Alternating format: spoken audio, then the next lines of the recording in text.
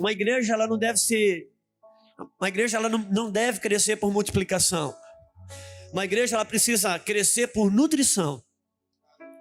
Aquilo que você nutre, você não precisa ter estratégia de crescimento, que por si só cumpre a lei da sua natureza.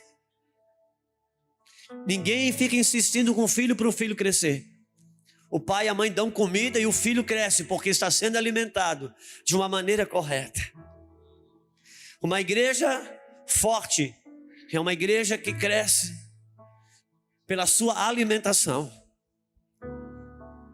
E desde quando Deus estabeleceu na terra um homem e uma mulher, Gênesis, talvez teologicamente, ousa-se dizer que nós temos 6.000 anos com a humanidade na terra.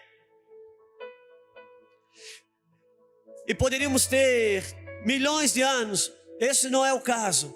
O caso único é que a minha realidade espiritual e a sua realidade espiritual é exatamente a mesma realidade espiritual do Éden. Não mudou absolutamente nada. O que decidiu a vida daquela casa no Éden e o que decidiu a morte daquela casa no Éden foi exatamente aquilo que eles decidiram comer. O que eles decidiram comer é que definiu se viviam ou se morriam. Nos dias atuais não muda nada para mim e para você. O que a minha casa está comendo, o que a sua casa está comendo, isso vai definir se ela vive ou se ela morre. Quem estiver alimentando a sua casa vai decidir o rumo dela. Se é Deus que alimenta, ela tem um destino. Se é a serpente que alimenta, outro destino ela terá.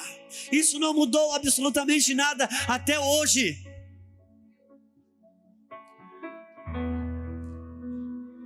Por isso que o primeiro discipulado que Israel sofreu quando saiu do Egito, foi que Deus mudou o cardápio de Israel, dizendo: você saiu do Egito, você saiu por fora, tem que sair por dentro também. Sua comida agora é outra. Você não se alimenta mais do Egito. A sua comida é uma comida celestial. E hoje assim ainda o é. Aquele que verdadeiramente saiu do Egito, sua comida não é mais do Egito, sua comida é do céu. E quando o povo de Israel se definiu no seu paladar, na sua dieta alimentar, que não ia mais comer do Egito, então Satanás criou uma nova estratégia, os levou para a Babilônia. E a Babilônia, a situação fica um pouco mais diferente, mais difícil. Por quê? Porque espiritualmente falando, Egito é uma coisa e Babilônia é outra. O Egito fala do homem sem Deus, o homem sem salvação. Babilônia fala do homem de Deus, a mulher de Deus, fora da terra da promessa. Então, por um tempo Israel conseguiu se definir e não comer mais do Egito, mas agora foi para a Babilônia. A comida do Egito fala das coisas que te põem no inferno. A comida da Babilônia não te põe no inferno, te tira da terra da promessa.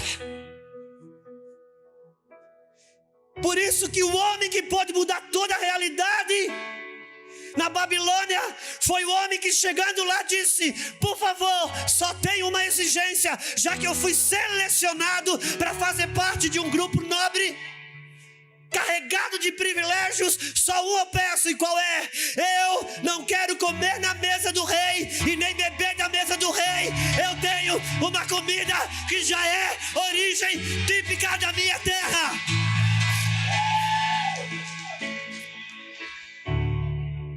Então ele disse aqui, porque uma é a comida do Egito, outra é a comida da Babilônia. A comida do Egito te apodrece e te põe no inferno, aberta e claramente. A comida da Babilônia não fala das coisas proibidas, fala das coisas permitidas, que te rouba o paladar da comida original. E Daniel disse: não, eu não quero essa comida. E não querendo essa comida, parecia então que ele ia enfraquecer. Daniel disse: Por favor, eu gostaria só de beber água. Eu gostaria só de comer verdura. E o próprio homem que selecionava esse grupo disse: vai ficar difícil para você. Vai passar uns dias e você vai ficar enfraquecido. Seu rosto vai ficar abatido. Você não vai conseguir vingar assim. Você vai perder membros. Não vai dar conta de pagar o aluguel. Isso não dá lucro. Você vai ficar franzino. E Daniel disse: faça um teste. Me dê 10 dias. E aquele homem disse: ok, por 10 dias não me compromete. Passando 10 dias, ele vem fazer a vistoria. E quando olha para Daniel e os seus 3 discípulos, diz: quem é esses caras tão forte, tão robusto e tão bonito? Qual é o segredo deles? O segredo é o cardápio. De não beber o vinho da Babilônia. E não comer a comida da mesa do rei da Babilônia. Então, esses homens, eu fico imaginando a hora que serviu aqueles manjares, a hora que serviam na mesa do rei da Babilônia. A Babilônia era potência sem igual. Imagina a mesa do rei da Babilônia, todo mundo se esbaldando, aquele banquete gospel maravilhoso, e Daniel bebendo água e comendo uma folha de alface medíocre. Mas um dia vem a fornalha de fogo, um dia vem a cova dos leões.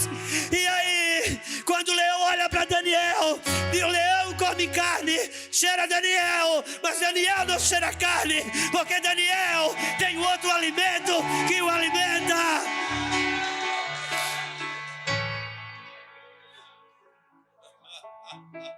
Forte espiritualmente por aquilo que come. O que você come define a sua saúde. Por isso, uma das coisas que Deus está fazendo, e alguns estão sofrendo isso, é porque decidiram entrar num processo de desintoxicação. E eu posso te dizer que ele é muito difícil, porque eu busquei uma profissional para fazer 7 dias de desintoxicação. E era todo um processo de 7 dias. Quando chegou no 2º dia, eu não suportava mais de dor de cabeça. 3º dia, a cafeína e gritando, as toxinas gritando na minha cabeça. Eu falei para aquela mulher: eu posso tomar alguma coisa, algum remédio? Ela disse: não pode. Mas pelo menos a irmã Neuza funciona, a Neusaldina. A oração da irmã Neuza nessa hora. E ela disse: não, pastor, a desintoxicação precisa passar pelo processo da dor. Eu disse: ai, que coisa espiritual é essa? Está doendo, não toma remédio. A desintoxicação precisa passar pelo processo da dor.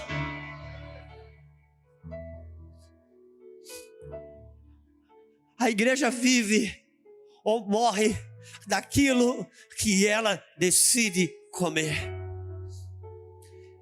Desde toda a existência humana, Deus pontuou tantas coisas nos mostrando isso. É impossível, irmãos, humanamente falando, que alguém fosse desprezar um direito de primogenitura por causa de um prato de comida. Pensa comigo isso. Certamente alguém desprezaria o direito de primogenitura por umas grandes posses de terras ou grandes coisas. Deus estabeleceu que aquele homem perderia o direito de primogenitura por causa de um prato de comida. Irmão, será que Deus está querendo gritar nada aos nossos ouvidos? O que nós comemos e as nossas casas,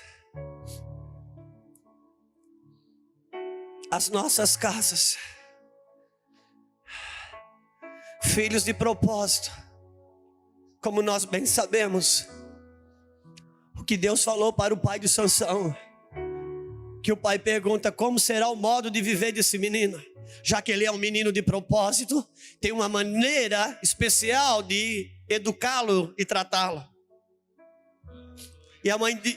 E Deus fala, o segredo desse menino cumprir ser um garoto de propósito não está na maneira dele viver, mas está naquilo que a mãe vai comer ou se abster. Por isso diz, a mãe não poderá comer isso, a mãe não poderá beber aquilo,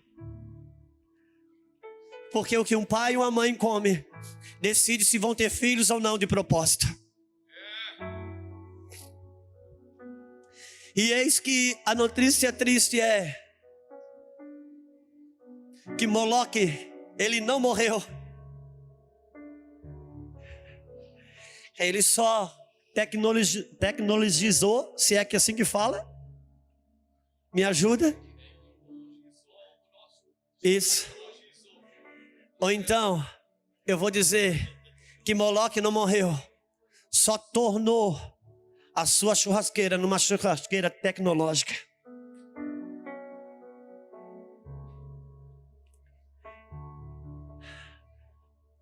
Moloque,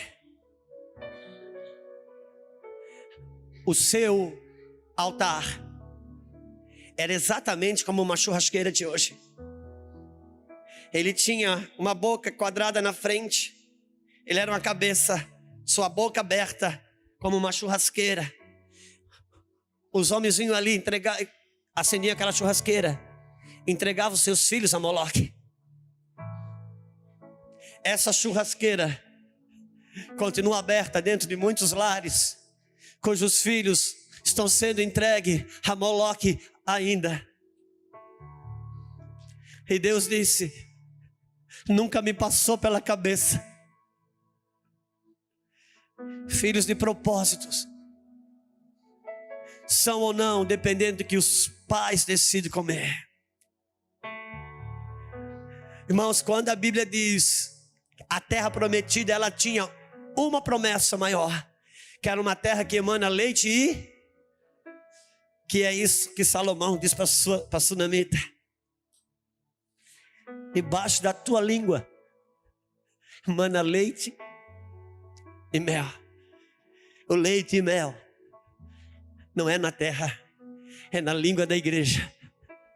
O que a igreja dá de comer decide se vamos ter filhos de propósito ou não.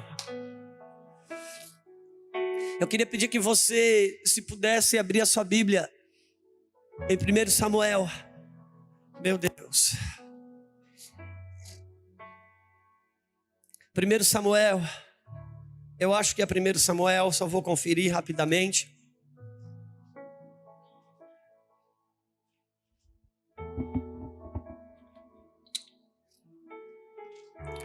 Capítulo 27.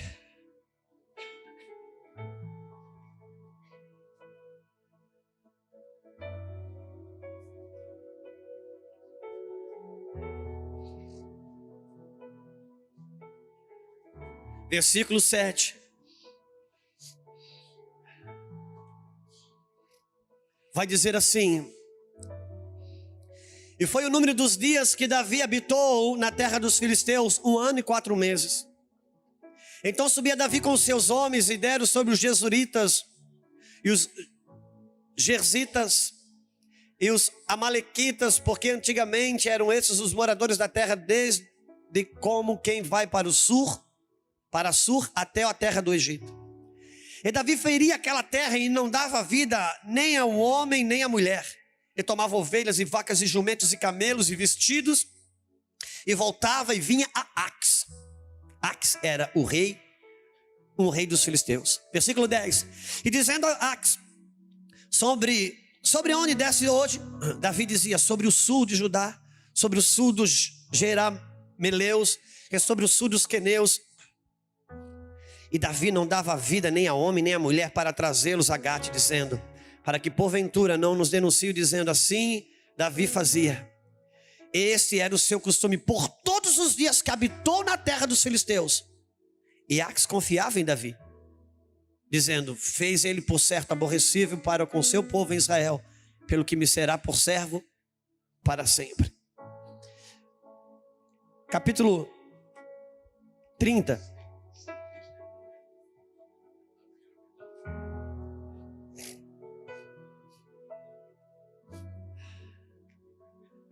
Se pudéssemos ler o 29, mas vamos ler direto o 30.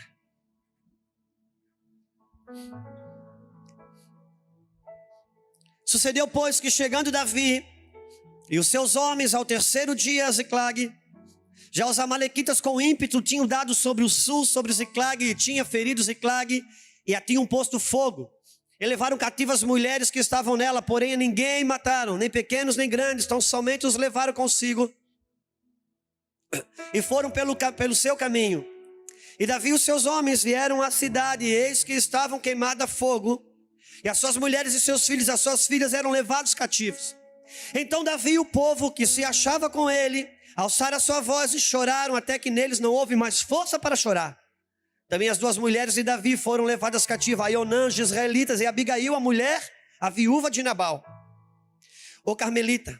E Davi muito se angustiou, porque o povo falava em apedrejá-lo, porque o ânimo de todo o povo estava em amargura, cada um por causa de seus filhos e das suas filhas. Todavia Davi se esforçou no Senhor seu Deus. E disse Davi a Abiatar, o sacerdote filho de Ameleque: traze-me, peço, a estola.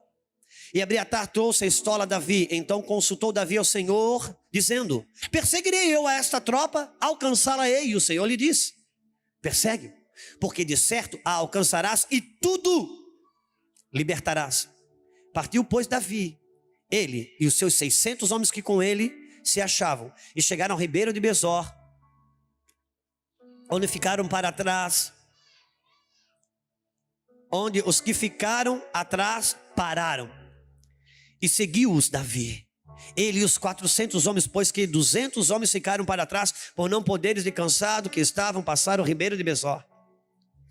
E acharam no campo um homem egípcio, e trouxeram a Davi, deram-lhe comer pão, e deram-lhe beber água, e deram-lhe também um pedaço de massa e figos secos, e 2 cachos de passas, e comeu, e voltou-lhe o seu espírito, porque havia 3 dias e 3 noites, 3 dias e 3 noites, 3 dias e 3 noites, que não tinha comido pão nem bebido água. Então Davi lhe disse: de quem és e de onde és? Quem és tu e de onde és? E disse o moço egípcio: eu sou servo de um homem amalequita, e meu senhor me deixou, porque eu adoeci há 3 dias. Nós demos com ímpeto a banda do sul dos queretitas, e para a banda de Judá e para a banda do sul de Caleb pusemos fogo à cidade de Ziclag. E disse Davi: poderias descendo tu guiar-me a essa tropa? E disse-lhe: por Deus, me jura que não me matarás, nem me entregarás na mão de meu senhor. E descendo, te seguirei aí, te guiarei a essa tropa. E descendo guiou.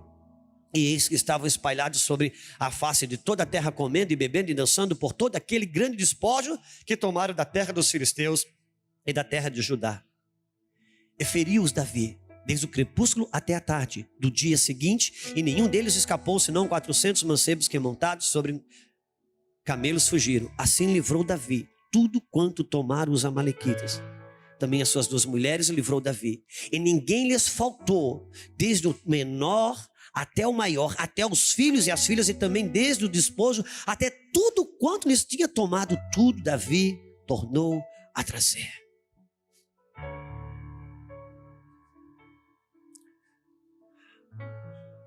Eu quero expressar um pouquinho do nosso coração pastoral,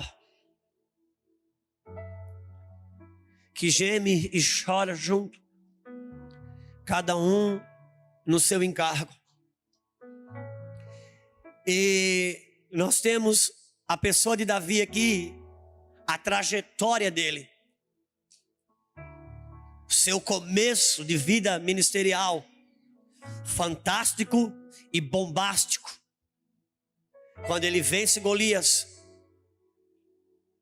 e depois de vencer Golias, alguém em alguma gravadora teve uma ideia maluca de gravar um CD que ficou na parada de sucesso, primeiro colocado direto, rodando nas rádios em Israel, com a canção que cantava que Saul matou 1000, mas Davi matou 10.000. E isso não ficou bom. Seu líder não gostou. E começou a lhe custar caro. O livramento que ele deu, agora lhe custou caro. E agora ele começa a viver um processo de rejeição, expulsação, trazendo um carimbo de rebeldia, trazendo um carimbo de alguém mau, e tudo que ele queria era servir a Deus. E agora as pessoas que ele amava eram as pessoas que não queriam que ele estivesse junto. Em alguns casos, o cidadão fica até leproso. Os irmãos encontram no supermercado, nem cumprimento. E ele vem nesse processo, fugindo de Saul.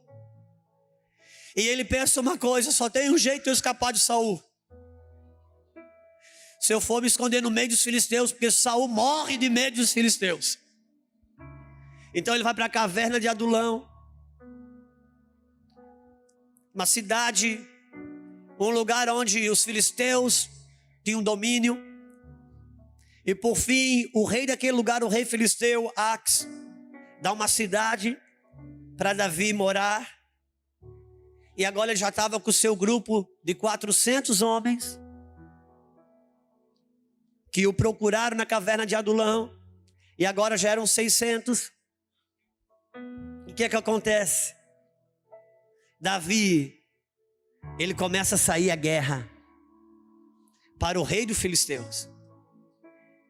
E Davi se reencontra com o sucesso ministerial.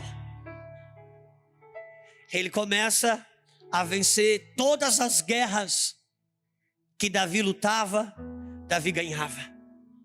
Todas as frentes de batalha que ele saía, ele voltava vencedor absoluto. Até que chega um dia que os filisteus emparelham as suas tropas para guerrear contra Israel. Cada rei veio com seu pilotão. E quando o rei Ax apresenta um dos seus pilotões, liderado por Davi, alguém diz: cara, não é esse o cara da música do sucesso? Nós conhecemos essa música. O rei Ax, ele chama Davi e diz: cara, você é fantástico. Eu te amo. Eu conheço o seu coração. Você só tem me abençoado. Tem sido como um anjo de Deus para mim. Mas os príncipes dos filisteus disseram que você não pode ir nessa guerra. Porque chegar lá você pode se virar ao contrário, porque você vai guerrear contra o povo da qual você pertence. Davi volta agora arrasado para casa. E quando ele chega em casa, ele vê que tinham sitiado a cidade. Os amalequitas deram contra a cidade. Levaram todas as esposas. E levaram todos os filhos. Meus queridos amados, nós estamos vivendo dias muito parecidos com esses. Homens que estão guerreando dia e noite ministerialmente. Homens que estão trabalhando com tanto afinco, fazendo a obra do Senhor. Homens que estão labutando, estão gemendo, estão cheirando, estão colocando a boca no pó, estão se esforçando na obra de Deus. Muitos deles estão vencendo guerras, outros estão tendo triunfos. Mas com a sua casa totalmente desguarnecida. Muitos homens e muitas mulheres que, se pudessem, oravam na igreja para não precisar ter casa e vivenciar só a dinâmica ministerial. Só que esse é o padrão para quem está guerreando para os filisteus e não para Israel. Esse é o padrão de quem, nas suas feridas, no seu desgoverno, acabou se achando num quadro aonde o ministério, bem ou mal, acontece. Só que as suas casas estão se perdendo. Seus matrimônios estão quebrados. Pastores tão preciosos, homens tão preciosos, mulheres tão preciosas, que sobem no púlpito para pregos sobre família, aconselham matrimônios na sala pastoral ministerial, mas voltam para casa. Alguns nem junto não dormem, muitas vezes. Não seja assim em nosso meio, porque isso não é a obra de Deus. O casamento é uma escolha do céu para manifestar no reino físico visível um casamento que Deus celebrou desde antes da fundação do mundo, Cristo e a igreja. O casamento, ele é em sua comissão uma expressão, ou deveria ser uma expressão sobre Cristo e a igreja. Cada homem, cada mulher que casa, ele tem um convite da eternidade para, na sua vida marital, se transformar um evangelismo a respeito de um casamento que Deus quer revelar à humanidade, Cristo e a igreja. Agora, se o casamento é uma expressão de Cristo e a igreja, e o casamento do pastor está quebrado, o que esperar de Cristo e aquela igreja?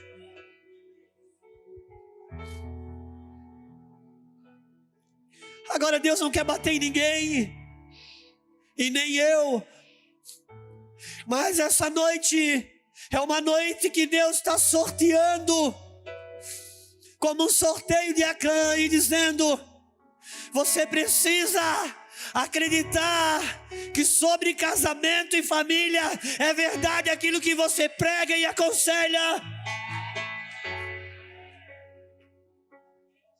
Você precisa acreditar no que você prega, porque Deus acredita. E Deus quer curar a tua aliança de matrimônio. Deus quer curar a sua aliança de matrimônio. Como vamos enviar filhos para a Europa? Ei, eu conto com homens como o Rafael, o Leandro, que tem filhos pequenininhos, porque é uma geração a ser investida, meus queridos. Rafael, como vamos enviar os filhos para a Europa, se os filhos de pastores hoje não conseguem vencer um semestre na faculdade sem perder a fé? Como vamos enviar filhos para a Europa? Se 6 meses de uma universidade rouba a fé dos nossos filhos na igreja, como os enviaremos para lutar com principados estabelecidos na Europa, legado de ateísmo? Agora eu posso lhe dizer uma coisa: Deus não enfraqueceu, a palavra não mudou, Ele ainda é vivo e real. Alguém precisa acreditar.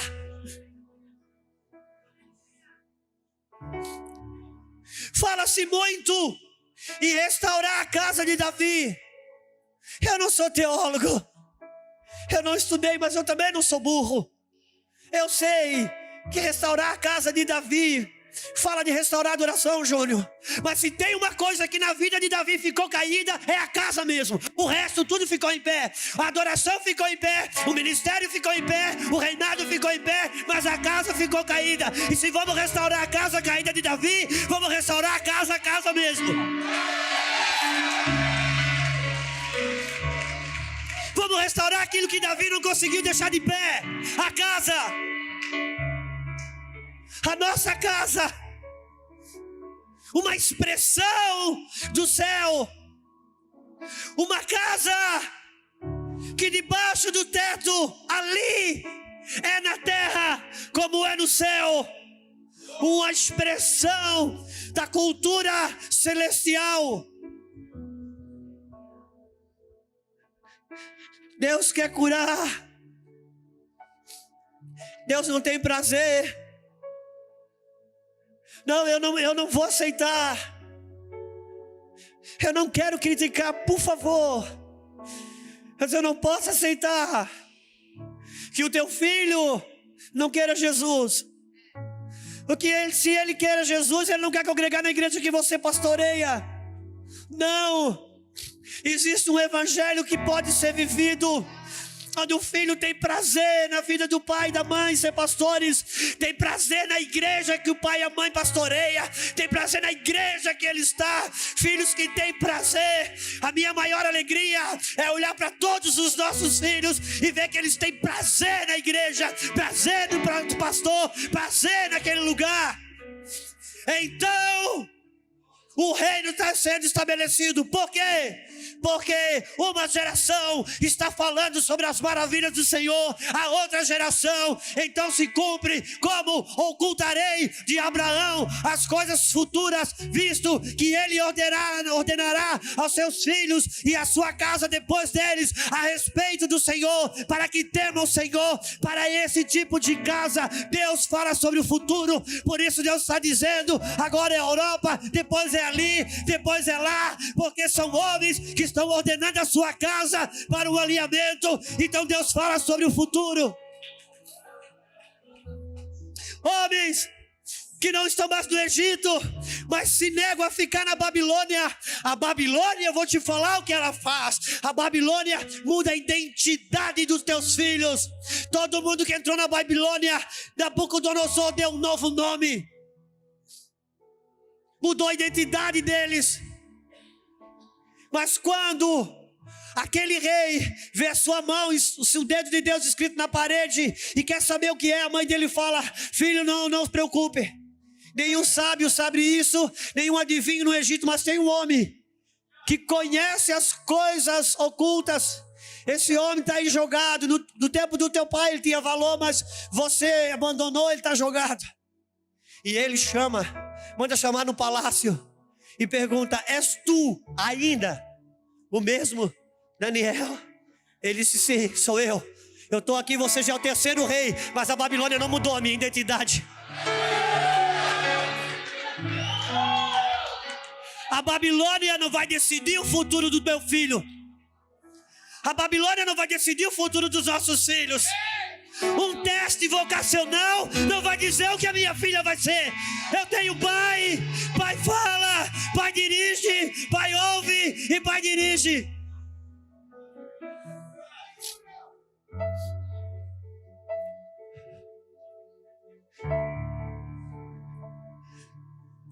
Sabe qual é a nossa maneira? Eu quero ajudar você a crescer no seu ministério. Eu quero ajudar você a crescer no ministério. Eu quero ajudar a sua casa. Pode me convidar para uma conferência de família e casamento, eu vou lá. Mas esse não é o meu prazer.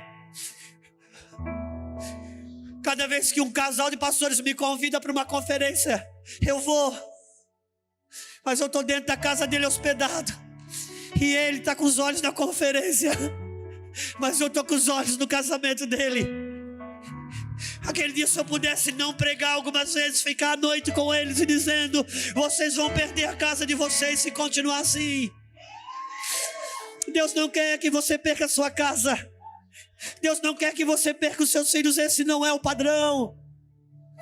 Davi estava guerreando, Davi voltava vencedor, ele tinha história para contar. Estamos com tantos membros, mudamos de galpão, óleo novo, o som, isso, aquilo. Mas a sua casa, irmão, os amalequitas houveram tomado. Nós temos medidores na igreja, nós temos elementos medidores na igreja. O pastor sabe falar quantos membros tem. Ele tem medidor para saber quantos membros tem. Ele tem medidor para saber, nos últimos tempos, quantos batizaram, quantos aceitaram Jesus, quanto entrou de dízimo, quanto entrou de oferta. Eu quero saber se tem medidor para medir a saúde da família, das igrejas. Quantos se divorciaram no último ano na sua igreja? Quantos estão com seus matrimônios quebrados? Então Davi, ele voltava vitorioso. Mas quando ele chega em casa,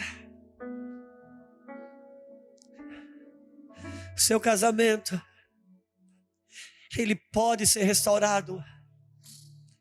Irmãos, existe um casamento que Deus estabeleceu, que é tão maravilhoso de ser vivido. Pastor, mas não é fácil. Cara, nada que é fácil é maravilhoso, pode ter certeza.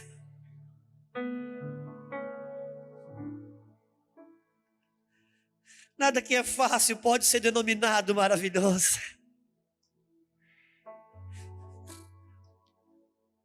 Existe uma matriz celestial para o casamento. Nós não podemos viver o casamento que é do céu de uma maneira que é com a terra.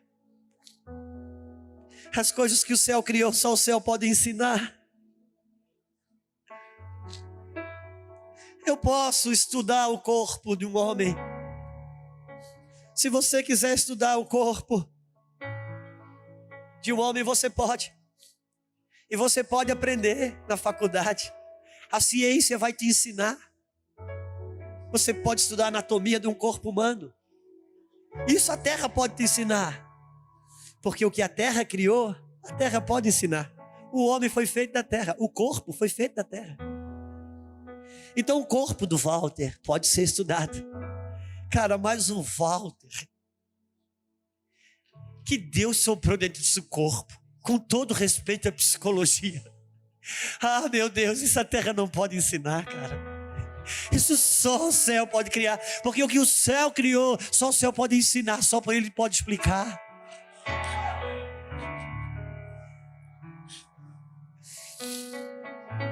Mas se o Walter, quando nasceu, foi colocado numa caixinha de sapato e colocado numa casa, e agora ele tem dificuldade nos relacionamentos, e ele contar a história dele para a psicologia vai explicar e vai dizer que você foi abandonado quando era criança. Por isso hoje você tem o medo do abandono, por isso que você se torna possessivo nos seus relacionamentos, e quanto mais você se torna possessivo, mais você perde as pessoas, mais você faz força para não perder. É um ciclo, porque você tem o medo do abandono, perder quem você ama, e você foi desligado, você foi abandonado, isso está na sua alma. E isso é um diagnóstico maravilhoso, mas não liberta. Agora, se ele perguntar para a verdade de Deus, a verdade de Deus vai dizer: ainda que uma mãe que amamente o seu filho no peito, e isso liberta, isso não informa um diagnóstico, isso libera a cura.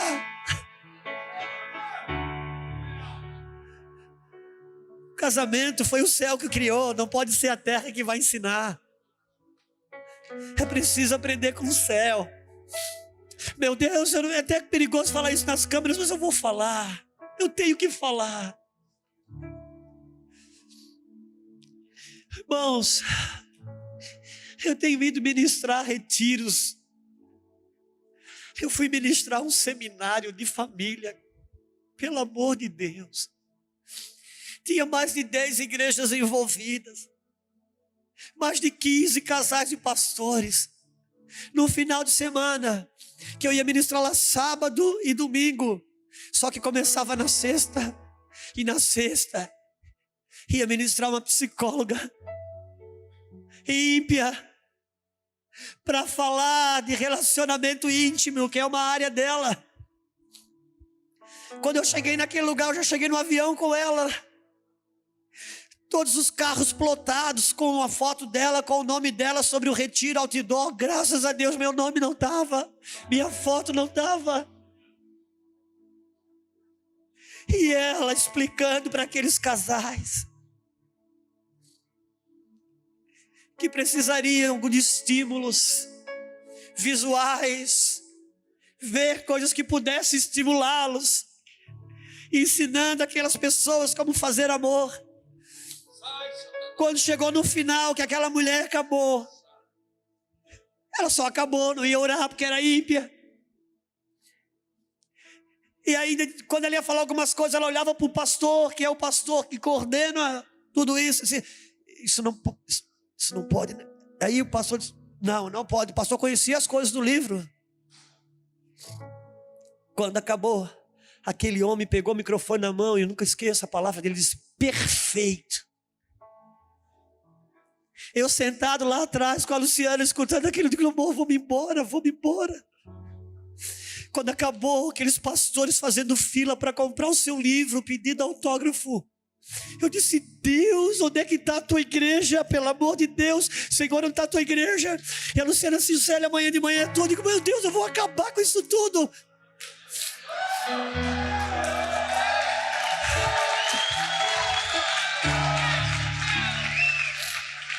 Chegou de manhã, obviamente que eu tinha que respeitar aquelas pessoas, irmãos, é a escola deles, é a escola. E eu disse, ontem vocês aprenderam o que a psicologia fala sobre fazer amor, mas hoje eu quero ensinar o que a Bíblia diz sobre fazer amor. E eu disse, só tem uma maneira de você aprender a fazer amor. Só tem uma maneira de você aprender a fazer amor, com a pessoa do amor. Ele é amor, só Ele pode ensinar a fazer amor.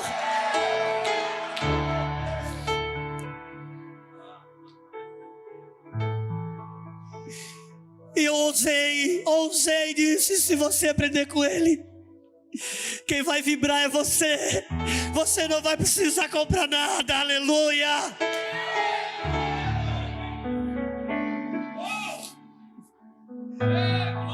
Já fui em outros retiros de chegar no quarto, sábado à noite, depois de ministrar, ver uma cesta em cima da cama, meus amados. E eu, que mimo, que presente. Um coraçãozinho, um chocolatinho. E depois fiquei sabendo que todos os casais receberam aquilo. Dentro daquela cesta tinha 8 produtos de sex shop, cara. Não, mas assim, não era só 8 produtos, não, cara, coisas que nem o diabo acredita que a igreja pode fazer. Eu disse, Deus, onde é que nós vamos parar? Precisamos rever nossos conceitos sobre religiosidade.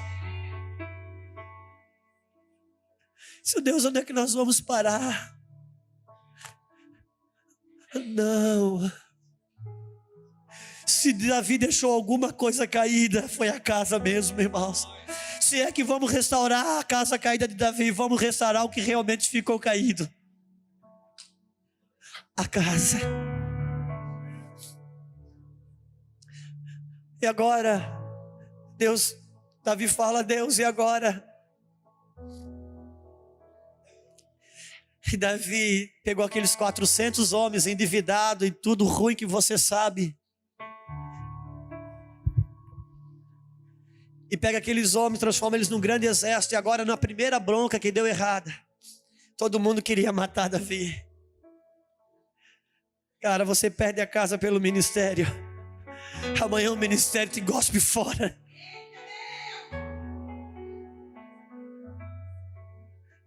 Porque no ministério, trabalhando para os filisteus, irmãos, quando você para de dar resultado, não, por favor, eu quero a sua casa, eu quero o seu casamento. Os seus filhos são como flechas na mão do arqueiro. Os seus filhos são como flechas na mão do arqueiro. E Deus diz: e agora?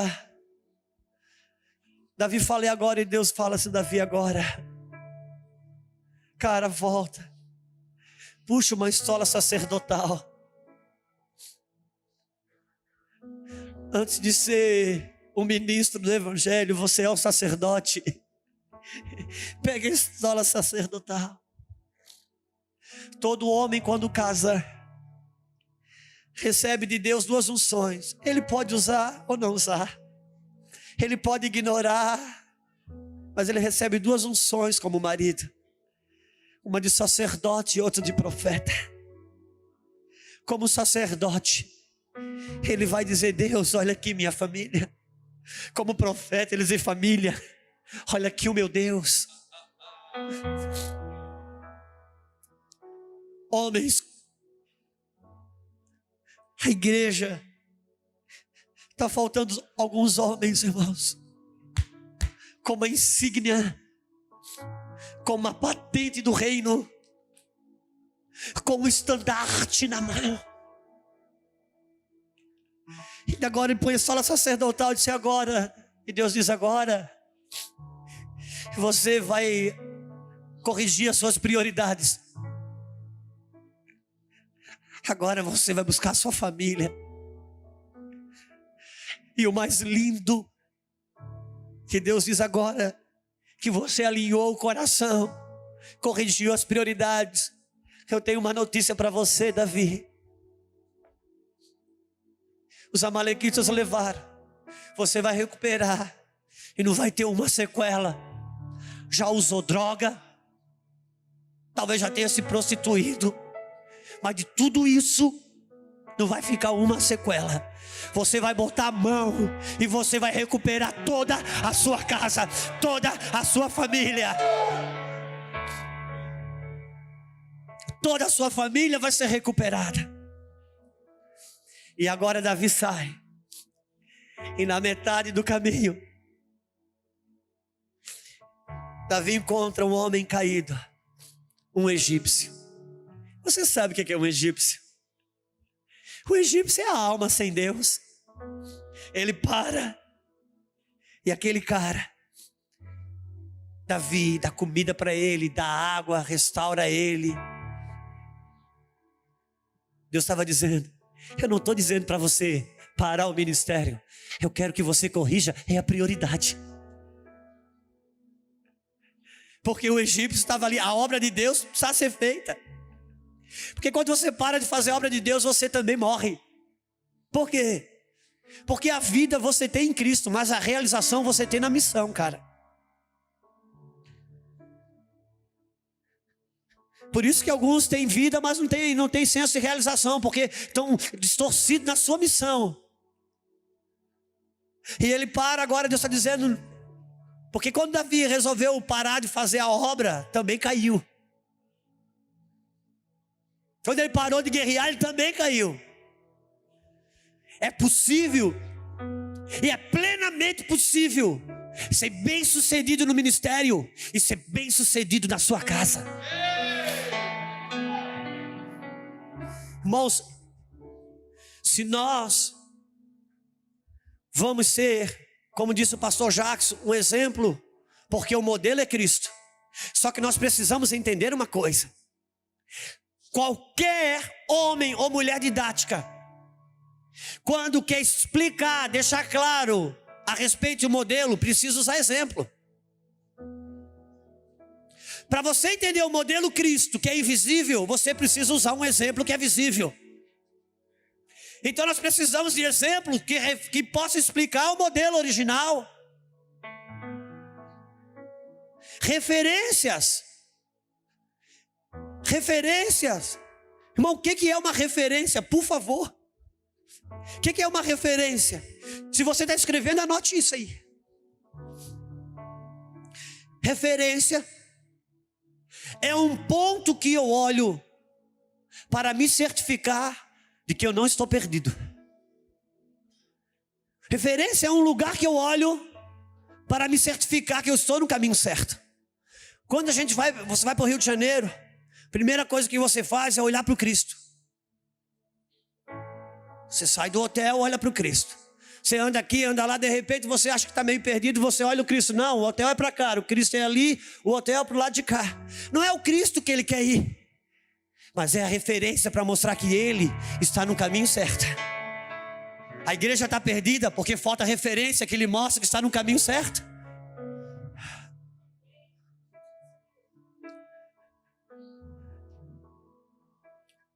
Eu não quero, de forma alguma,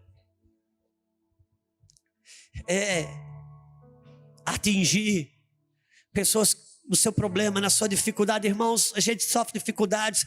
Eu não quero, em detrimento de ter um bom casamento, acabar com quem não tem, coisa desse tipo. Pelo amor de Deus, não. Eu já fui chamado para sarar, mas eu não posso imaginar, irmãos.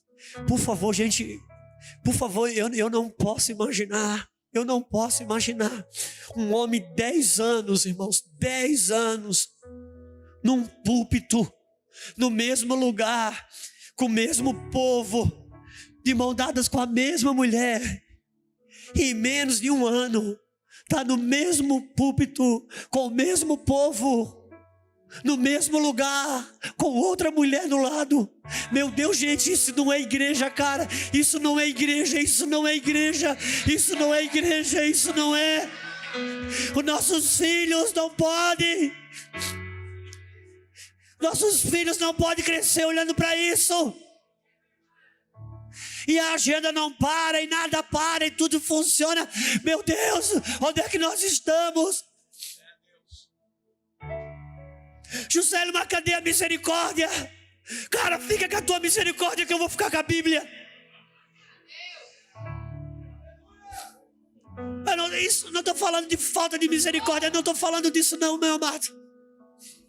Irmão, um cara que congrega no meu evangelho não tiver misericórdia, ele já morre ali mesmo. Porque nós somos resultado de uma misericórdia.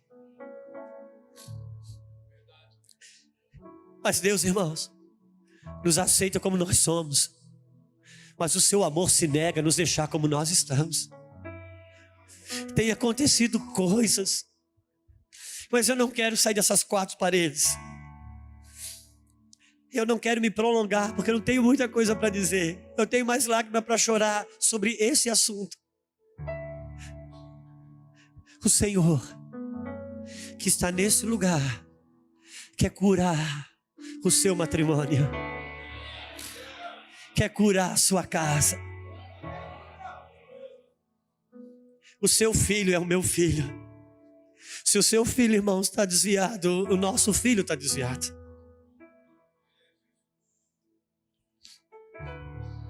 Homens aqui que tem uma velocidade tão forte no ministério, mas a esposa, cara, não tem um marido, os pais não têm um filho. Oh meu Deus, irmão, dar uma bicicleta para o filho é fácil, separar o sábado para andar de bicicleta com ele é difícil, mas é preciso. Nós estamos vivendo com filhos de pastores, irmão, que estão apostatando da fé, entrando na universidade, se auto-intitulando ateu. Não é que ele não crê em Deus, ele está afrontando aquilo que ele viu em casa, no sistema da igreja. Deus quer curar a nossa casa. Deus quer sarar os nossos matrimônios.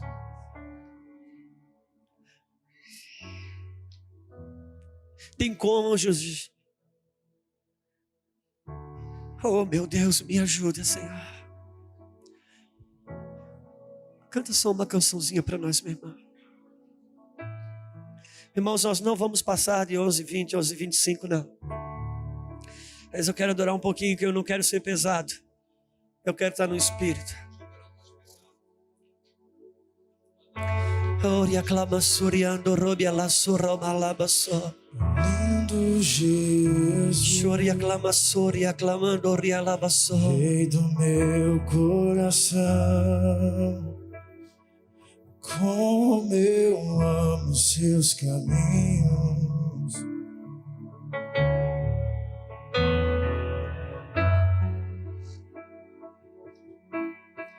Lindo Jesus, estrela da manhã, eu cantarei a ti. O que posso te dar por tudo que tu és? Você me libertou e me curou. O que posso te dar por tudo que tu és? Você me libertou e me curou. Tu és bom em todo tempo, justiça está em ti,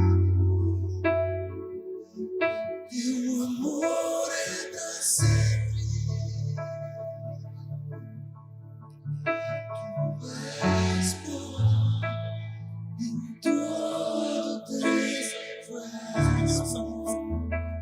justiça está em ti, teu amor é pra sempre. Se você pudesse devagarzinho sentando.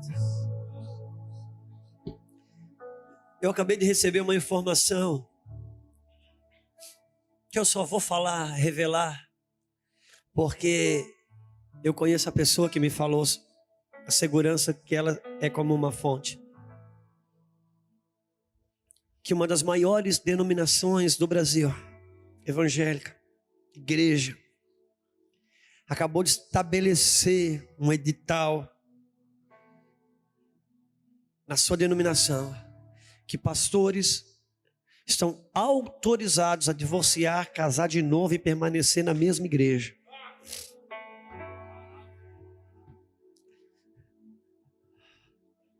Irmãos, são dias difíceis.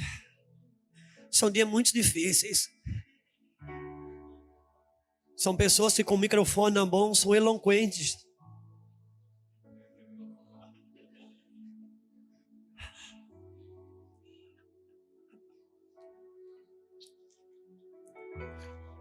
E normalmente, irmãos, são esse tipo de pessoas que querem arrancar a cabeça do governo, que fica estimulando impeachment. Bom, deixa eu falar uma coisa para você. Não muda a Bíblia. A Bíblia diz: o sujo se suja mais, o limpo se limpa mais. Nós estamos vivendo os dias que o limpo quer limpar o sujo, ele não quer se limpar. Não, irmão, o limpo se limpa mais. Meu Deus, leia a Bíblia. Nós temos que julgar os de dentro, os de fora Deus julga. Está em Coríntios, leia lá. Só que eu não quero trabalhar no campo da denúncia, que eu creio que Deus tem cura para os matrimônios aqui. Tem cura para a sua casa, cara. E eu não quero esticar muito. Nós vamos orar. E eu queria fazer algo muito nosso aqui, desse momento. E o pastor Luiz não gosta muito disso, mas eu vou pedir para desligar as câmeras. Como se a palavra, estamos encerrando por aqui.